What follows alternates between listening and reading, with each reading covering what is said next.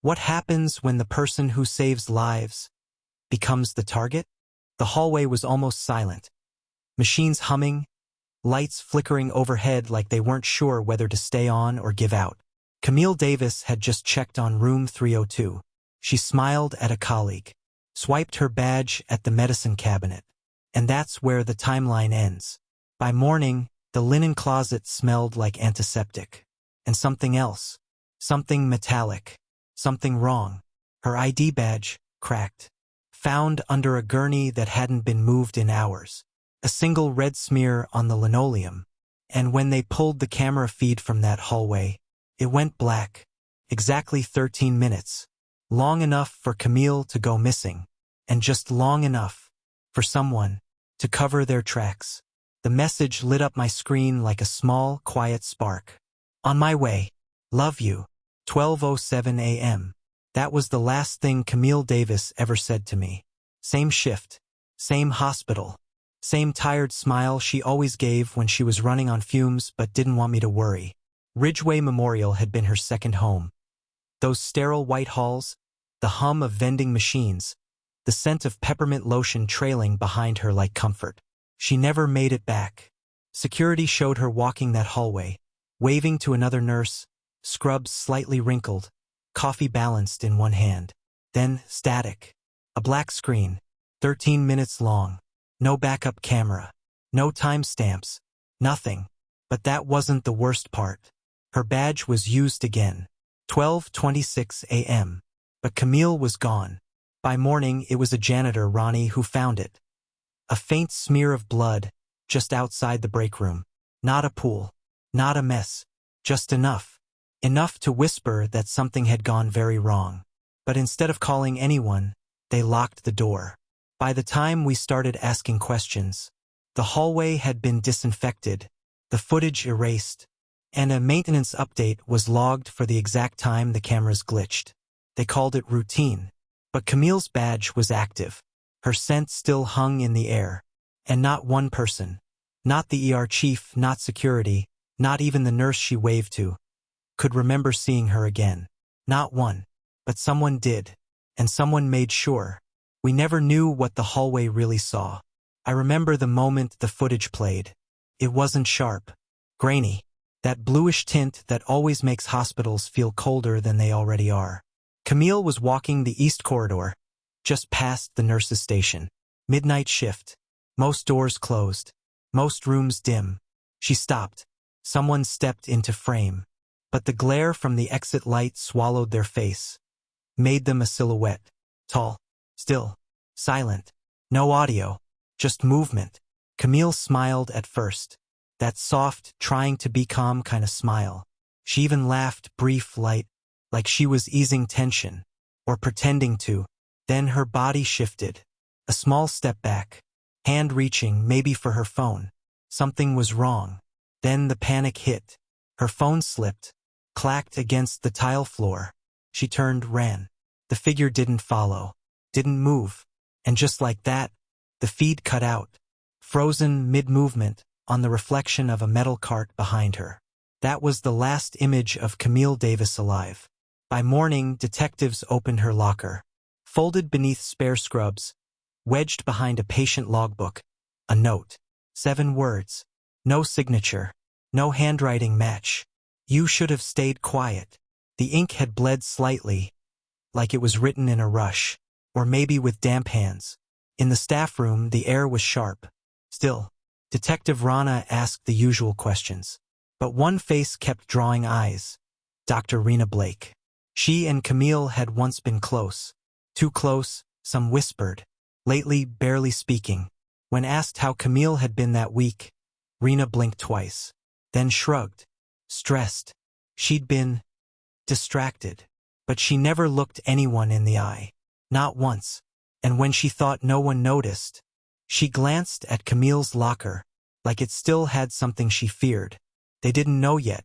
Not about the message Rena deleted from Camille's phone that night. But I did. And I hadn't told them. Not yet.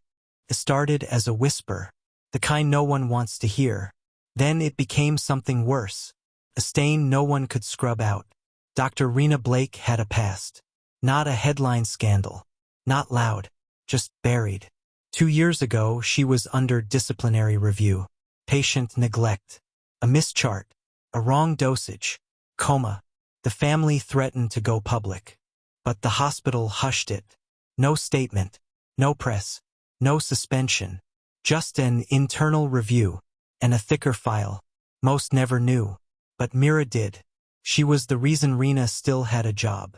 Camille, the lead compliance nurse back then, stood up for her. Said it was systemic. Understaffed. Overworked. Her voice saved Rena. But time shifts people. And allegiances. Months ago, Camille filed something new. A whistleblower report. Sealed. Confidential. Filed directly to the hospital's legal office. It accused someone of misconduct. Unnamed. Repeated. Serious. Maybe criminal. Then nothing. No follow-up. No file. No investigation. And now, the hospital claims it never existed. That Camille never filed it. That nothing was ever sent. But I saw the draft. I saw the screenshots. On her laptop before it was wiped. 2 weeks after Camille went missing, her fiancé, Marcus Leung, got a text.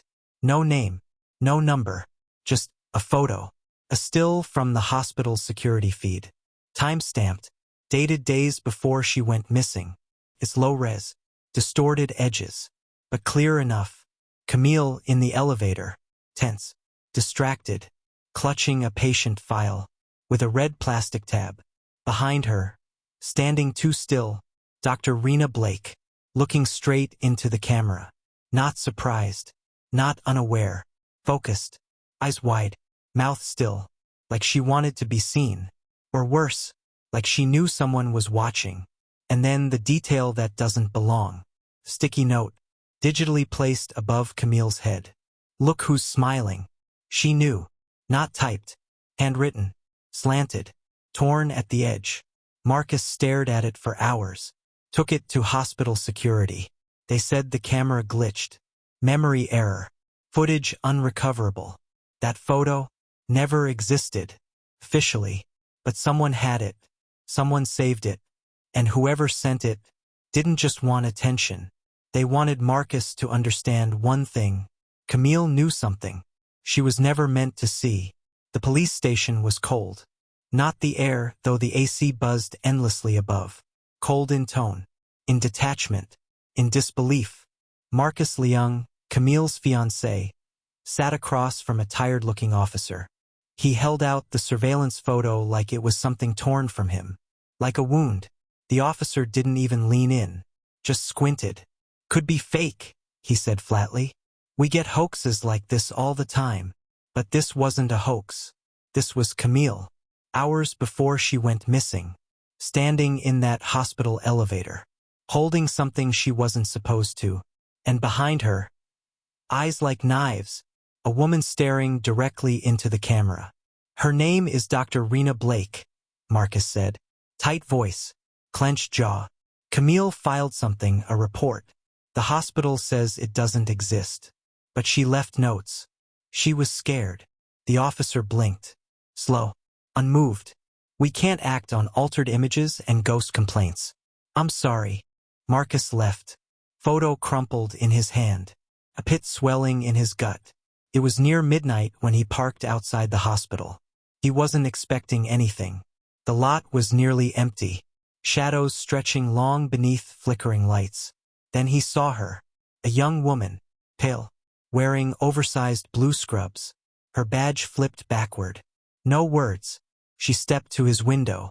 And tapped once. Tap. No fear. Just something colder. Resignation. She handed him an envelope. Then disappeared between two parked ambulances. No sound. No goodbye. Inside the envelope, one document. Hospital letterhead. Camille's name at the top. Incident report. Filed 17 days before she went missing. The words were formal, but they hit like a scream. Misplaced meds. A missing patient from the East Wing, scrubbed from digital records. Staff instructed not to speak to external auditors. Signed by Camille. And there in red ink. One name, Dr. Rena Blake. and a file labeled Delta 17. That file? Gone now. Marcus didn't know what Delta 17 meant, but Camille had left a trail. Back home, he opened her old journal. Mostly medical notes, doodles, quotes, but near the back, wedged between loose pages, a scribbled entry, red pen, sharp, unsteady. If they silence me, check Delta 17. It was locked away for good. Marcus stared at it until the words blurred. Turned the page, blank. The next morning he went back. No clearance, no appointment, just walked in, wearing the same quiet calm Camille wore in that elevator. Took the service elevator. Avoided the main lobby. Her locker was in sublevel B, near surgical prep. Always cold down there. He expected nothing. But not this. Not the formalin. Her locker had been cleaned out. No coat. No bag. No notes. Just one thing centered on the middle shelf. Her ID badge. Snapped in half. Smeared with something dark. It didn't smell like blood. Didn't feel like ink. He lifted it. Formalin. Used to preserve tissue. Organs. The dead. Stored in steel drums behind locked supply doors. Why was it on her badge? Why only that? The walls felt smaller now. Fluorescent lights flickered above. Once. Then again. Marcus stood still, holding the badge. Her words echoing in his skull. If they silence me, check Delta 17. Back in his car, he opened his phone. Replayed the image. Camille in the elevator. The red-tabbed file. Dr. Rena's Blake. And that note, the one that didn't belong. Look who's smiling. She knew. Someone had saved it. Someone wanted him to keep going. And if Camille was right, if Delta 17 still existed, then Marcus had just become a threat. And time was running out. Marcus hadn't slept in over 30 hours. Not truly. Not deeply. He'd close his eyes and it was there again. That image. Camille in the elevator. Rena Blake just behind her. Smiling. Now a new lead. An envelope, taped behind a break room clipboard, surfaced from nowhere. Handed to Marcus by a nurse. Young. Pale. Trembling fingers. She didn't say a word. Just dropped it into his hand like it burned. Inside, Camille's handwriting. Unmistakable. But different now. Frantic. Jagged. The kind of handwriting that spills when you're cornered. If I'm gone, check the sublevel records. Room C-106. They'll deny it exists. Marcus stood in the hallway outside the nurse's lounge. Just staring at the note. Sublevel? C-106? The hospital barely had a basement that worked. But Camille didn't write things without reason. She was precise. Always. So he started digging. First stop. Facilities management. He posed as a consultant. Reviewing emergency access. Flashed a half-borrowed badge. Wore borrowed confidence. The man behind the desk didn't look up from his screen. C-106? Marcus asked. The typing stopped. A pause. Then longer. No such room. Not anymore. The man said. Flat. Final. Not anymore? Marcus pressed. It was decommissioned. Years ago.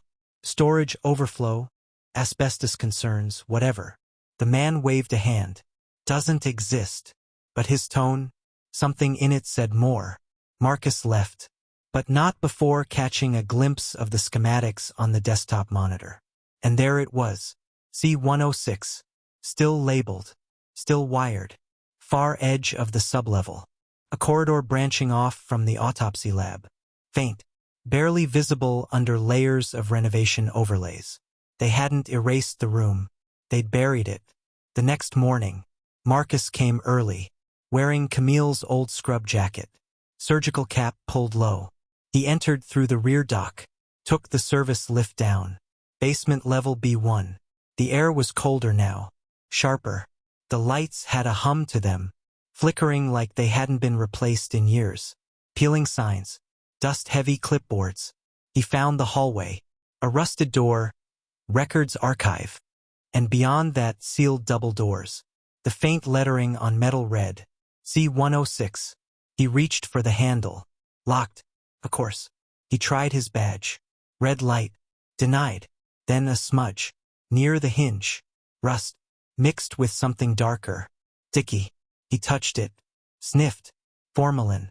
Same as what he'd found on Camille's snapped badge. A preservative for tissue.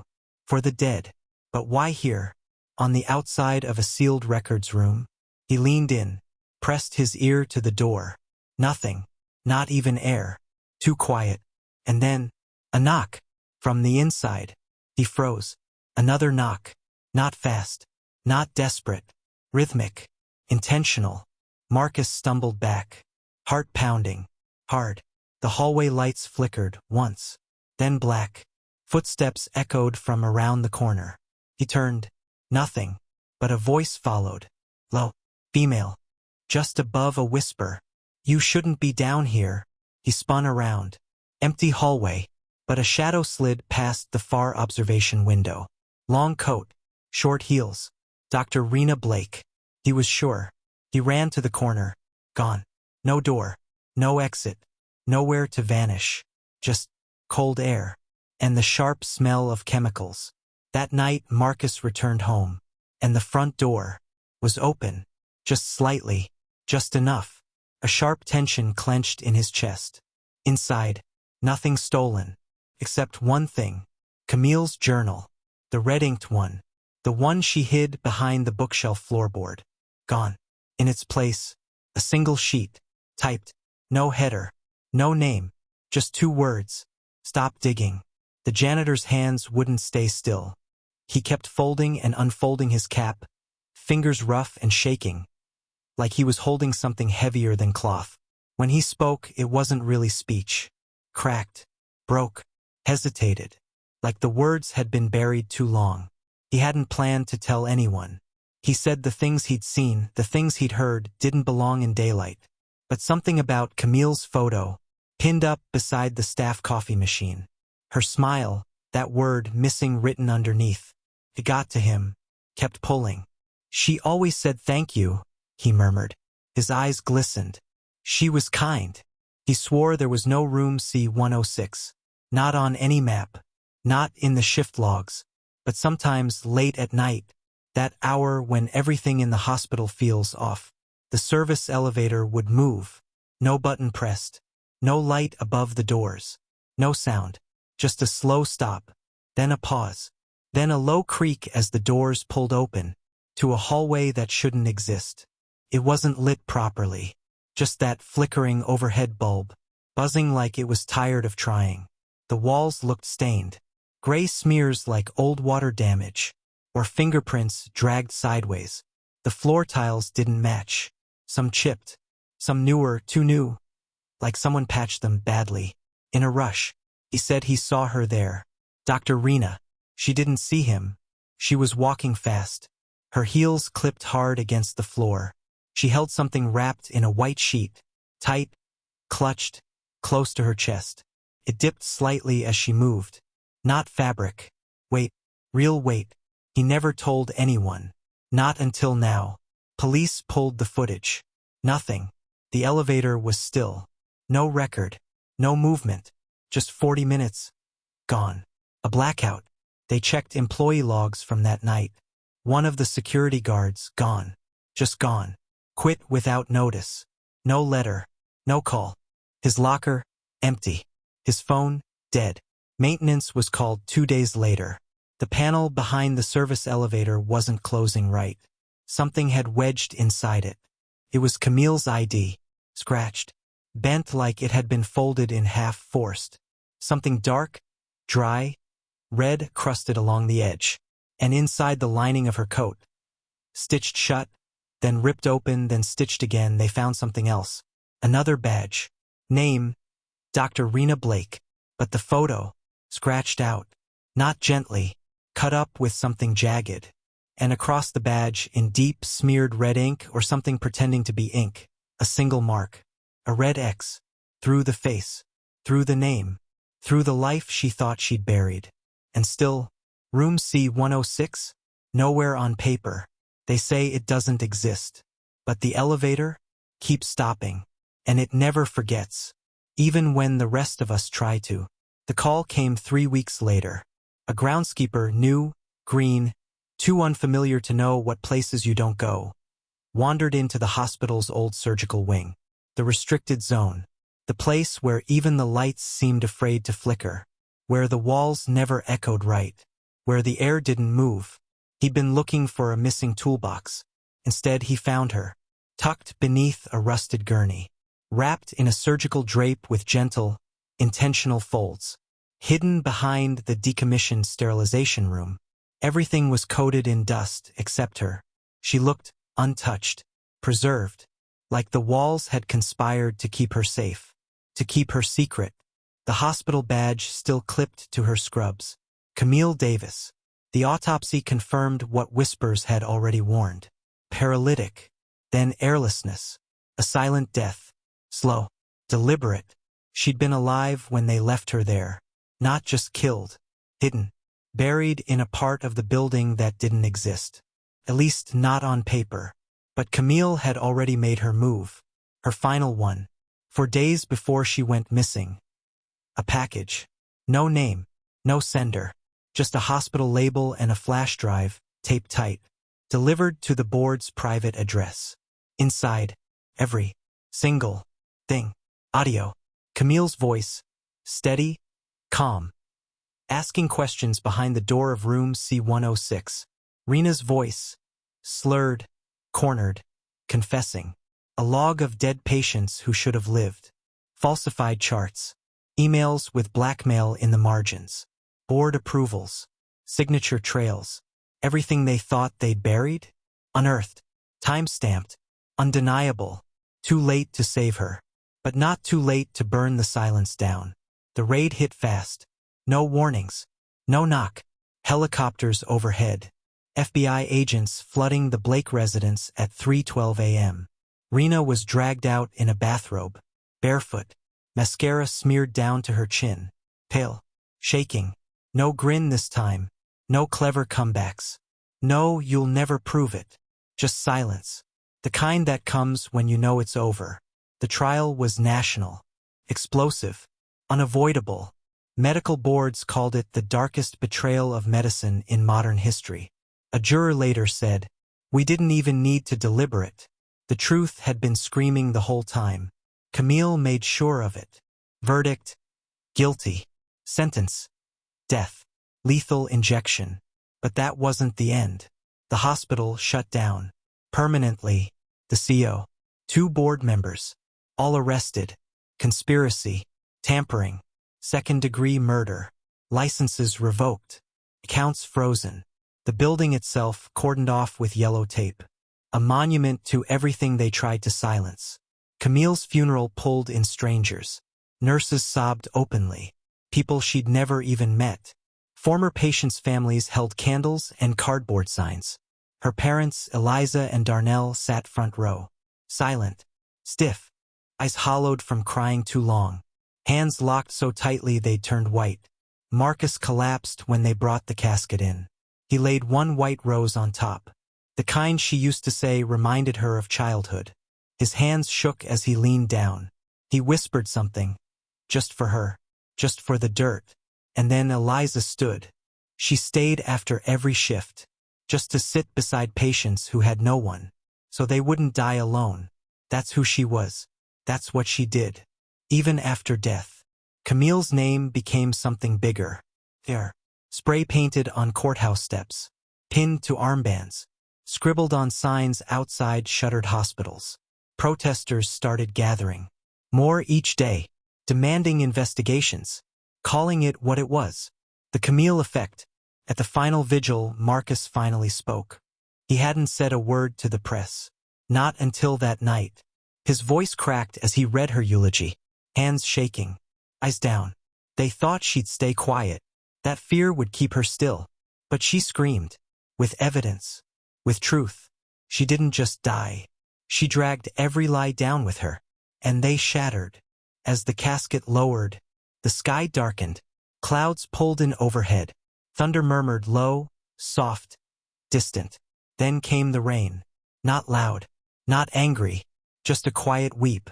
The kind that washes. The kind that cleans. the kind that speaks without sound. And for the first time since Camille went missing, there was no silence, only justice, only truth, only the echo of a voice too brave to stay buried. Subscribe to The Veil of Secret for more haunting truths and stories that refuse to die in the dark. Your silence keeps their secrets, but your voice can bring justice.